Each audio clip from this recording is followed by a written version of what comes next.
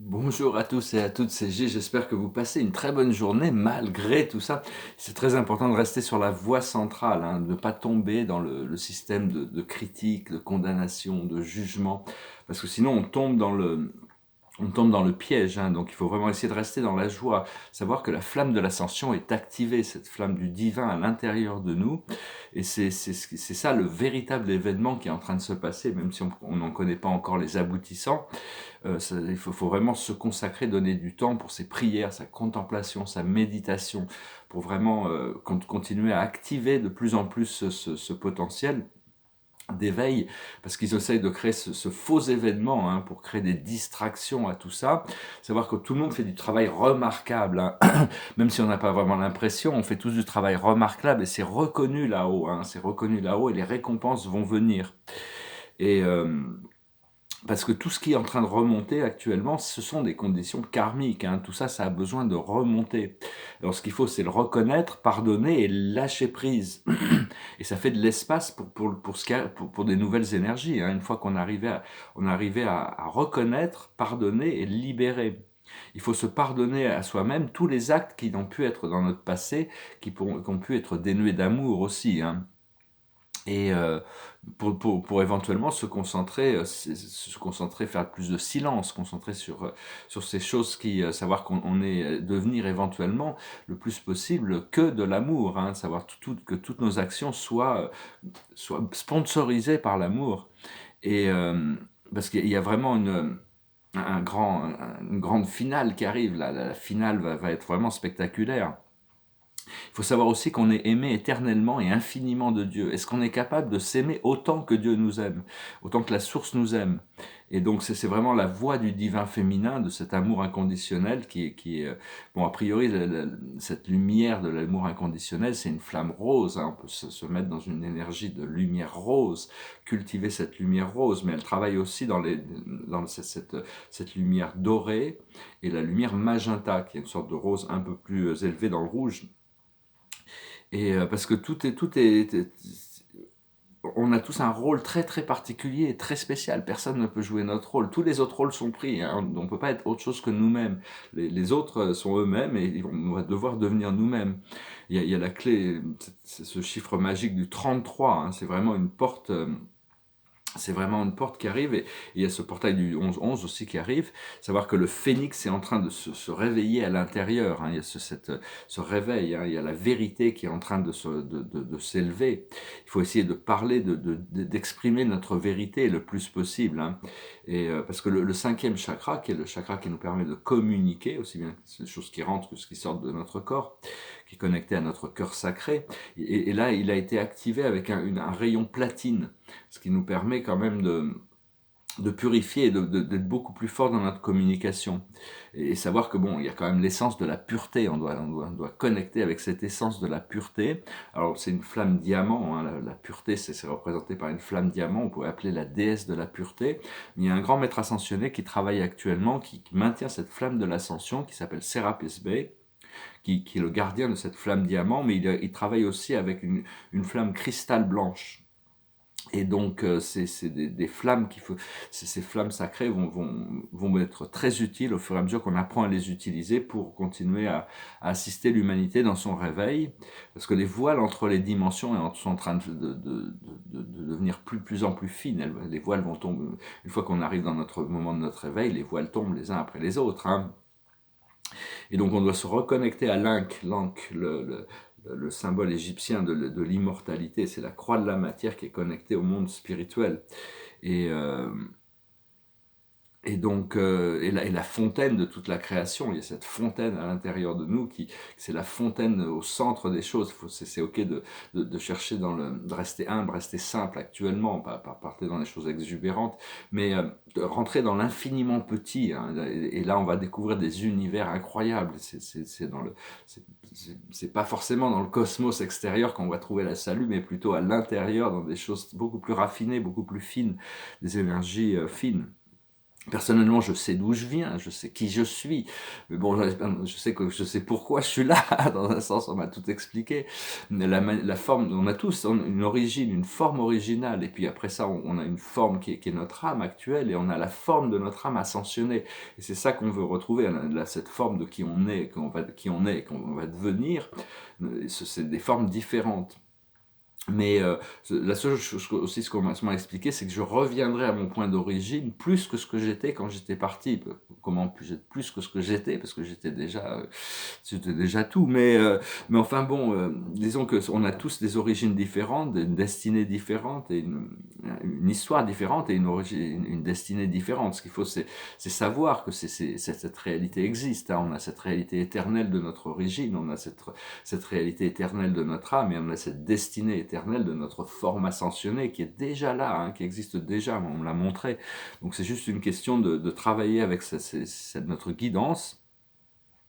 Et on reçoit beaucoup plus actuellement des dimensions angéliques qu'avant, hein, donc faut vraiment travailler avec ça. On a tous un groupe de guides, c'est des guides qui sont personnels, ils travaillent avec personne d'autre, hein, c'est pas, on va dire, ouais, mon guide, il est aussi le guide de quelqu'un d'autre. Non, on a des guides, c'est des êtres célestes, c'est des groupes d'êtres célestes qui s'occupent que de nous, c'est exclusivement, c'est notre équipe de soutien. Et donc, c'est une connexion qu'il faut continuer à développer et apprendre à partager la joie et le bonheur, hein. Le service au monde, c'est quelque chose de naturel. C'est pas un effort qu'on a besoin de faire, de se servir les uns les autres, de s'assister. Et développer et connecter avec cet ange à l'intérieur de nous. On a cette fréquence angélique à l'intérieur de nous. Et ce qu'il faut, c'est arriver à dissoudre tous ces voiles de manteaux qui peuvent encore nous qui peuvent encore fonctionner un peu comme un obstacle, hein. Parce que il faut s'habituer à la liberté. Et la liberté, c'est un petit peu être comme un enfant. Les enfants, ils sont libres. Ils sont heureux, ils sont heureux. Quand ils sont tristes, ils sont tristes. Quand ils veulent jouer, ils veulent jouer. Ils ont pas tous ces... Donc faut connaître les choses qui sont OK pour nous et qui ne le sont pas. Les choses que l'on aime et les choses que l'on n'aime pas. C'est complètement... Les enfants, ils n'ont pas de jugement sur ces choses. Les choses qu'ils aiment pas, qu'ils veulent faire, qu'ils veulent pas faire. Et donc, c'est un petit peu comme ça, retrouver cette âme d'enfant et lâcher prise sur les attentes des autres, hein, avoir confiance en soi-même, c'est parce que faut être soi-même, hein, mais la chose, c'est qu'étant soi-même, quand on était enfant, on a dû faire face à toutes sortes de réjections des autres enfants, par exemple, et donc on dit c'est pas ok d'être soi-même, donc on s'est retiré à l'intérieur. Donc faut aller voir son enfant intérieur, lui apporter de la compassion et dire je t'aime, je te comprends, ça va maintenant, tu peux ressortir, on va pouvoir se retrouver. On ne peut pas être quelqu'un d'autre, hein. Tous les autres rôles sont déjà pris. Et donc il ne faut pas avoir peur d'être soi-même. Et, euh, et la lumière que l'on recherche est déjà là, hein. C'est pas comme si on devait la créer ou l'activer, elle est déjà là. C'est juste qu'elle a besoin d'être... Enfin, des fois c'est un peu paradoxal, mais bon, elle a toujours été là. C'est juste elle a besoin de venir jusqu'à notre conscience, d'arriver jusqu'à notre conscience pour exprimer notre liberté et notre créativité, ce qui peut être paradoxal dans un temps aussi bousculé. Et euh, parce que les obstacles qui nous empêchent de vivre cette plénitude, cette joie, ce bonheur, sont nos peurs et nos croyances, hein. C'est des choses qu'on a créées nous-mêmes, un peu inconsciemment. Mais il faut résister à toutes ces choses qui nous empêchent d'atteindre cette liberté, cette joie de vivre. Et de développer cette supraconscience, le mental supérieur, savoir que bon, il y a quand même, et ça aussi on a besoin de le créer, il est déjà là, c'est juste une question de lâcher prise sur les labyrinthes de l'esprit mental inférieur, de l'ego. Alors, bon, moi, je travaille depuis très longtemps avec trois grandes civilisations, les Pléiadiens, qui sont une grande force quand même, on peut le connecter, appeler-les. Mais tous ces extraterrestres, les Syriens et les Arcturiens, cette alliance, Pléiadiens, Syriens, Arcturiens, sont vraiment très puissants pour nous. C'est des êtres ascensionnés, hein, des hauts conseils, et donc il faut leur donner la permission, il faut leur demander et leur donner la permission, et une fois qu'ils travaillent avec nous, c'est les laisser avoir confiance dans cette énergie d'interaction. Et aussi, on peut appeler les Vénusiens. Les Vénusiens peuvent nous assister à débloquer les blocages que l'on peut avoir, mais pareil, il faut leur donner la permission de faire ça, hein. Ils sont passés par là où on est passé, hein, mais bon, maintenant ils sont dans la 6e dimension. Une autre chose que j'ai parlé dans ma vidéo anglais, dont j'ai parlé dans ma vidéo anglais, que j'ai pas parlé dans cette vidéo en français hier, c'était que l'idée que si on abandonne l'ego, on va perdre qui nous sommes, notre personnalité. En réalité, pas du tout. Elle va vraiment, cette personnalité va être réintégrée. La personnalité, c'est un don éternel et elle sera réintégrée à l'âme et après, elle sera réintégrée à l'intérieur de notre moi divin. Le moi divin s'exprimera à travers cette même personnalité. C'est juste que le corps du désir et la personnalité égocentrique, le faux moi, le diable faux moi, tout le monde est Dieu, c'est juste que bon, il y a des gens qui jouent des rôles très très sombres parce qu'ils ont beaucoup de pression aussi, ils ont peur de perdre tout ce qu'ils ont, donc ils suivent leur propre programme, hein. Donc c'est juste pas tomber dans le piège de la condamnation, du jugement, vraiment rester dans le plus possible dans des choses qui peuvent nous élever. Aussi par rapport à toutes ces âmes sombres, à un moment donné, il y a un plan karmique qui a été prévu, c'est qu'ils risquent d'être tournés en amoeba, en créature monocellulaire. Toute leur mémoire sera intégrée par le suprême et eux perdront toute leur mémoire, ça va leur prendre 1 milliard d'années pour revenir à la possibilité de pouvoir reconnaître le grand dessein.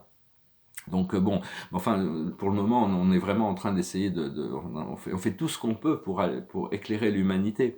Mais montrer la vérité à l'humanité, ça fonctionne pas, hein. On leur montre la vérité, c'est nous le mal, hein. Les contrôleurs sont le bien, hein. Il faut, c'est juste arriver à garder cette fréquence jusqu'au moment où ils sont prêts, parce que c'est eux-mêmes qui doivent se réveiller, hein, par eux-mêmes, hein. C'est très important de leur laisser le choix, tout en ne pas tomber dans les pièges de la dualité. Et il y a une civilisation aussi très importante qui va commencer, avec laquelle on peut travailler, qui est le tétragonie. C'est la tétragonie, c'est une civilisation qui... Bon, il y en a d'autres, hein. Il y a les avions bleus, il y a les Hathors, il y en a toutes sortes, il y a les Andromédiens, les Pégassiens, les Antariens, il y a toutes sortes de familles galactiques. Mais les tétragoniens sont vraiment ici, actuellement, ils sont très proches de nous, et ils peuvent garder des portails ouverts entre la 3D et la 5D. C'est vraiment, les messages sont vraiment venus pour nous. Ils sont vraiment venus pour maintenir ce portail ouvert. Et avant de s'endormir le soir, on doit leur demander de nous permettre de passer toute la nuit dans les plans ascensionnés, de dépasser l'astral pour arriver dans ces plans ascensionnés. Après ça, ils vont voir si on n'est pas confortable. Au début, on y va peut-être jusqu'à un petit moment, puis après, on peut rester plus confortablement. Mais enfin, bon, ils ont vraiment, c'est à travers le Ashtar Command, ils arrivent à créer ils sont autorisés à créer ou garder le portail ouvert pour que notre conscience puisse traverser, arriver dans la 5e dimension sans avoir besoin de passer par tous ces plans astraux. Et puis après ça, bon, tout le monde, il faut déjà être dans la 4e dimension, on a un esprit ouvert pour pouvoir y aller, hein, mais ceux qui sont vraiment trop dans la 3D ne sont pas prêts encore. Il faut d'abord qu'ils fassent face à certaines choses pour accepter certaines réalités de leur âme pour arriver là. Mais bon, c'est important de commencer à travailler avec les tétragoniens. La tétragonie, hein, les êtres, c'est des êtres, il suffit de le demander télépathiquement, hein, créer ces connexions. Et après, bon, c'est juste, il faut vraiment autoriser, il faut donner la permission, il faut créer ces connexions, et puis pas être pressé, ça vient quand ça vient, quand on est prêt, les choses arrivent. Donc voilà, hein, je venais vous saluer, c'est important dans ces moments de grand chaos, hein, parce que le chaos va continuer, hein, ils vont continuer à chercher par tous les moyens d'essayer de créer des distractions pour retarder l'ascension le plus possible, mais les êtres se réveillent et de plus en plus et progressivement, et donc c'est à nous de nous aligner avec ces forces intérieures, et ces forces intérieures ont le pouvoir de nous libérer indépendamment de la matrice actuelle. Donc tout ce travail qu'on fait est très important, il faut continuer la plus haute sagesse pour nous aujourd'hui, c'est les cœurs fidèles, hein, c'est la loyauté, la fidélité, il faut rester vrai par rapport à soi-même. Ce que l'on doit comprendre, c'est la respiration. La vie, c'est une inspiration et une expiration. Tout est dans la respiration, l'inspiration et l'expiration, ce qui est tout l'univers respire, la terre respire, le soleil respire, nous respirons, nous sommes des respirateurs. En réalité, on est des respirateurs moyens. Sur Vénus, c'est des super respirateurs et sur Mars, c'est des sous-respirateurs. Mais nous, on est des respirateurs moyens. Il y a aussi des civilisations qui sont des non-respirateurs, mais ils sont assez rares. Enfin bon, tout ici se passe dans la respiration, le souffle. Donc il faut libérer notre souffle le plus possible. Ce que l'on doit faire, c'est l'heure du départ. Voilà, on se prépare. Voilà, je sais, moi, je vais bouger demain, mais chez des amis, mais il y a vraiment ce nouveau départ qui se prépare, hein, ce nouveau cycle qui se prépare, indépendamment de tout ce qui se passe à l'extérieur et dans le monde, hein.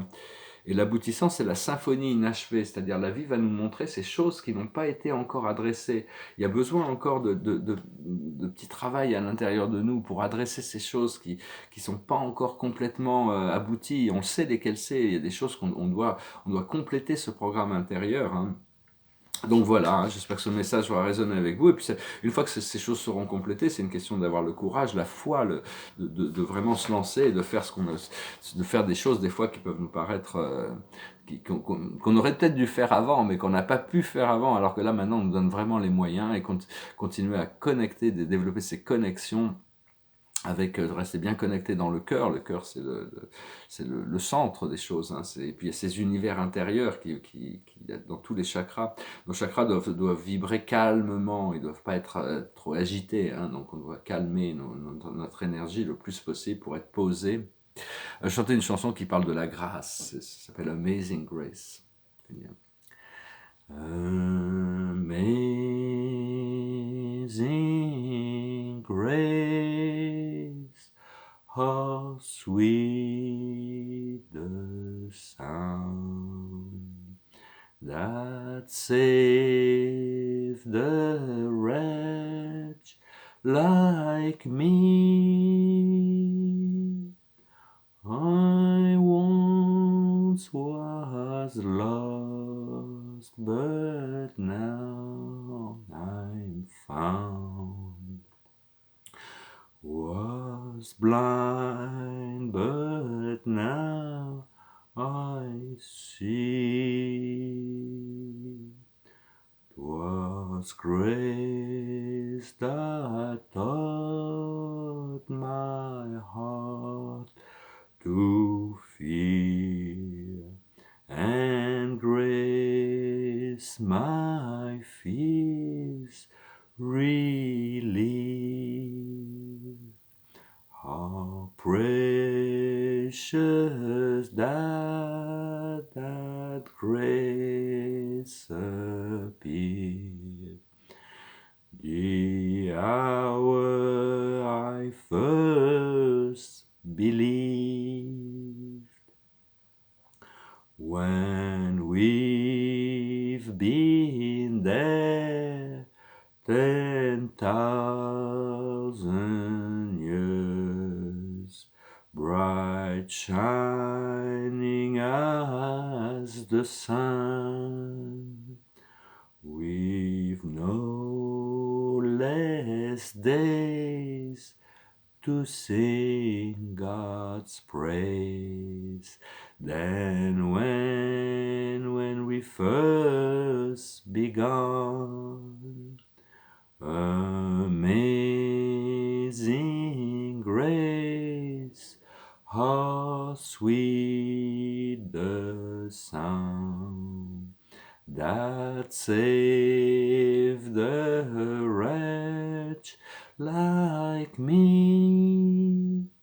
I once was lost, but now I'm found. Was blind, but now I see. Très belle chanson, c'est la musique, c'est les fréquences, hein, tout est fréquence. Il faut vraiment rester sur la voie centrale, le plus calme, le plus posé possible. Et ça vraiment, ça assiste le chant collectif à se stabiliser, parce que bon, il y a beaucoup d'agitation, beaucoup de chaos actuellement. Et donc il faut attendre, il faut être prêt, il faut se préparer pour notre cycle et pour voir que bon, actuellement, le programme infernal de la dualité est vraiment à son comble, son épex, la nature noire et blanche des choses. Mais au plus il nous montre le noir, au plus les gens vont dire qu'ils n'en veulent pas, hein, ils veulent pas de ce noir. Donc il faut leur laisser le temps de se réveiller, il faut leur donner l'opportunité quand on peut exprimer notre vérité quand même, hein.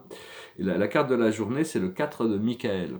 La solution peut venir de la méditation. C'est très important de prendre le temps pour la prière, la contemplation, la méditation, faire du vide en nous, respirer. Dormez plus ou prenez des congés. Éliminez le stress en vous. Donc voilà, hein, les archanges sont aussi très puissants. Appelez les archanges, hein, selon vos zones de confort. Mais tous ces êtres, on prend un par un, on ne peut pas tout appeler tout le monde d'un seul coup, ou invoquer la source, mais quand on invoque la source, chaque chose en son temps, hein. Tous ces êtres sont quand même là en assistance et ont vraiment ce désir de vouloir aider l'humanité, les familles galactiques, les autres civilisations éclairées. Tout le monde est vraiment en train de voir la Terre, elle est en train c'est comme une naissance, hein. La naissance, c'est douloureux, ça prend du temps, et puis finalement, il y a le bébé qui va sortir, hein. Donc voilà, on m'a montré un bébé hier, je sais pas encore, on va voir ce que ça va donner, comment ces choses vont arriver. Je vous remercie, je vous salue, je vous souhaite une excellente journée. Namasté.